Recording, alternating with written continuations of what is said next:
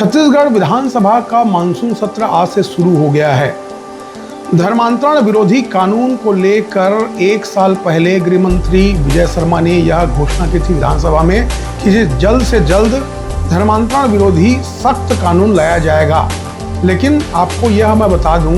कि 2 दिन पहले ही गृह मंत्री विजय शर्मा ने मीडिया से बातचीत के दौरान यह बात कही कि धर्मांतरण विरोधी कानून जो है अब विधानसभा इस सत्र में भी धर्मांतरण विरोधी कानून या विधेयक कहें, विधेयक जो है वह इस सत्र में नहीं लाया जाएगा। अब इस संबंध में हम पूरे देश के अन्य राज्यों में जो कानून है उसको लेकर और छत्तीसगढ़ में जो लेट लतीफ़ी हो रही है उसको लेकर हम बात करेंगे। नमस्कार, मैं अखिल पांडे बोल रहा हूँ दैनिक छत्तीसगढ़ वॉच अखबार के यूट्यूब चैनल खबर40.com से। हमारा वीडियो अगर आपको पसंद आया तो ज़रूर लाइक कीजिए, शेयर कीजिए। और हम आज बात करेंगे धर्मांतरण विरोधी जो सख्त कानून को लेकर गृह मंत्री विजय शर्मा ने 1 साल पहले विधानसभा में यह बात जरूर की थी कि धर्मांतरण विरोधी जो कानून है उसे जल्द से जल्द लाया जाएगा। लेकिन धर्मांतरण विरोधी कानून के बारे में अता पता नहीं है। हालांकि उन्होंने कुछ दिन पहले मीडिया में बात करते हुए उन्होंने कहा कि धर्मांतरण विरोधी कानून जो है वह लगभग तैयार हो गया है, लेकिन विभागीय जो समन्वय है उसको लेकर चर्चाएं जारी है। उस प्रक्रिया के बाद धर्मांतरण विरोधी कानून को लाया जाएगा। अब सवाल यह उठता है कि छत्तीसगढ़ में जिस तरीके से धर्मांतरण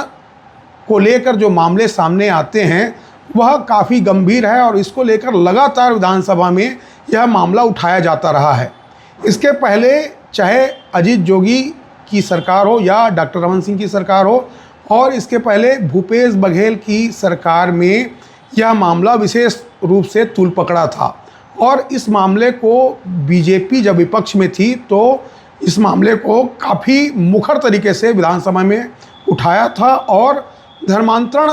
को लेकर लगातार सरकार पर हमले होते रहे। लेकिन अब जब भाजपा की सरकार आ गई है तो धर्मांतरण विरोधी कानून को लेकर जो तत्परता दिखनी चाहिए वह नहीं दिख रही है। अब जबकि 1 साल से अधिक समय हो गए हैं बीजेपी की सरकार को, लेकिन धर्मांतरण विरोधी जो कानून है वह अब तक नहीं लाया जा सका है। जब गृह मंत्री विजय शर्मा ने यह कह दिया है कि विभागीय समन्वय की बात जो प्रक्रिया है उसमें देरी हो रही है, लेकिन सवाल यह उठता है कि हम देश के अन्य राज्यों में धर्मांतरण विरोधी कानून को लेकर हम बात करते हैं तो वहाँ क्या स्थिति है, इसको लेकर भी ध्यान दिया जाना चाहिए। जैसा कि आपको मालूम हो कि हमारे संविधान में अनुच्छेद 25 के तहत धार्मिक स्वतंत्रता का अधिकार दिया गया है। अब अगर धर्मांतरण विरोधी कानून लाया जाता है तो यह अधिकार जो है अनुच्छेद 25 के तहत धार्मिक स्वतंत्रता का जो अधिकार है उसके हनन ना हो, इसको लेकर ध्यान दिया जाना होता है। इसके अलावा जो विभागीय जो प्रक्रिया है, समन्वय की प्रक्रिया है, उसको लेकर जिस तरीके से गृह मंत्री विजय शर्मा ने जो एक्सरसाइज जो प्रक्रियाधीन है उसके बारे में उन्होंने जो बात की है उसको लेकर हम अगर बात करते हैं तो किसी भी जो कानून है उसको विधेयक के तौर पर मसौदा तैयार किया जाता है। तो जैसे गृह विभाग इस मामले में कानून लेके आता है तो कानून एवं न्याय मंत्रालय, इसके अलावा जो सामाजिक कल्याण एवं अल्पसंख्यक विभाग जो है उसके जो कानून है या जो धार्मिक स्वतंत्रता को लेकर वहाँ जो विभागीय जो मामले होते हैं, यानी जैसा कि धर्मांतरण विरोधी जो कानून है वह बड़ा संवेदनशील और जटिल मुद्दा है। इसमें जो है गृह मंत्रालय कानून व्यवस्था और आंतरिक सुरक्षा के दृष्टिकोण से कानून की व्यवहार्यता और लागू करने की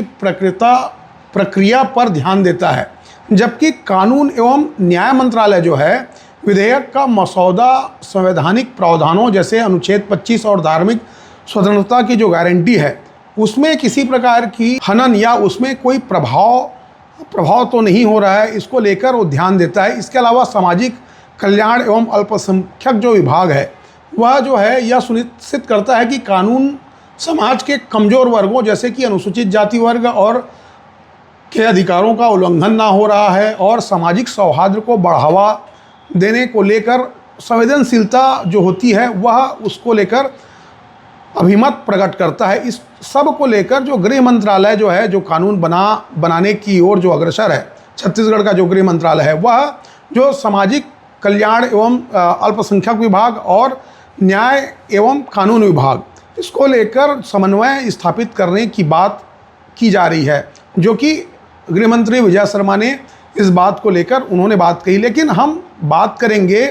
देश के अन्य राज्यों में, खास करके उत्तर प्रदेश में जो सबसे ज़्यादा सख्त कानून यहाँ पे लाया गया है 2024 में, यहाँ का जो कानून है वह सबसे ज़्यादा सख्त है।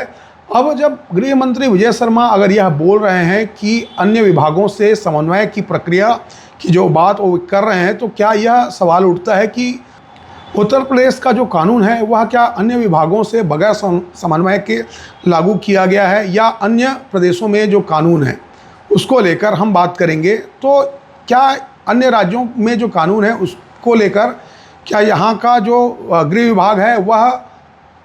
स्टडी अध्ययन किया है कि नहीं, इस पर सवाल खड़ा होता है। ऐसी स्थिति में जब छत्तीसगढ़ में लगातार सुदूर वनांचल क्षेत्र में जो धर्मांतरण को लेकर मामला उठाया जाता था, और न केवल वनांचल बल्कि अब मैदानी क्षेत्रों में लगातार मामले आ रहे हैं, न केवल राजधानी रायपुर में बल्कि बिलासपुर सहित जो ग्रामीण क्षेत्र हैं, दूर जो मैदानी क्षेत्र हैं, जो जांजगीर चांपा जिला, बिलासपुर जिला, रायपुर जिले, यहाँ के जो क्षेत्रों में धर्मांतरण को लेकर लगातार मामले जब सामने आ रहे हैं, तो ऐसी स्थिति में छत्तीसगढ़ में धर्मांतरण विरोधी जो कानून है उसमें इतनी लेट लतीफ़ी क्यों हो रही है, इसको लेकर सवाल उठता है। ऐसी स्थिति में गृह विभाग जिस तरीके से नक्सलवाद के खिलाफ जो तत्परता दिखा रहा है और जो डेडलाइन गृह मंत्री अमित शाह ने दी है, अगले साल मार्च तक नक्सलवाद को जड़ से उन्मूलन करने को लेकर जो तत्परता दिख रही है, क्या धर्मांतरण विरोधी कानून को लेकर वह तत्परता क्यों नहीं दिखाई दे रही है, जबकि यह मामला बड़ा गंभीर है। हालांकि हम यह नहीं कह रहे हैं कि नक्सलवाद किसी तरीके से उसे गंभीरता में कमी की बात नहीं है, लेकिन क्या धर्मांतरण विरोधी कानून को लेकर, जबकि गृह मंत्री विजय शर्मा कवर्धा से आए हैं जहां पर धर्म को लेकर लगातार वहां विवाद की स्थिति होती है, धर्मांतरण को लेकर जो मामले आते हैं, उनके आसपास के जो पड़ोसी ज़िले हैं वहां लगातार जो मामले सामने आए हैं, इसके बावजूद जो गंभीरता नहीं दिख रही है, इस पर प्रदेश में ज़रूर सवाल खड़ा होगा। और आज से जब विधानसभा का सत्र शुरू हो गया है, तो निश्चित तौर पर इस मामले को लेकर विपक्ष कांग्रेस से सवाल भले ना उठे, क्योंकि पिछले जो विधानसभा सत्र हुआ था उसमें विपक्ष पार्टी जो है, विपक्षी पार्टी कांग्रेस के द्वारा यह सवाल धर्मांतरण विरोधी कानून को लेकर सवाल नहीं आया, लेकिन सत्ता पक्ष के विधायकों ने इस मामले को लेकर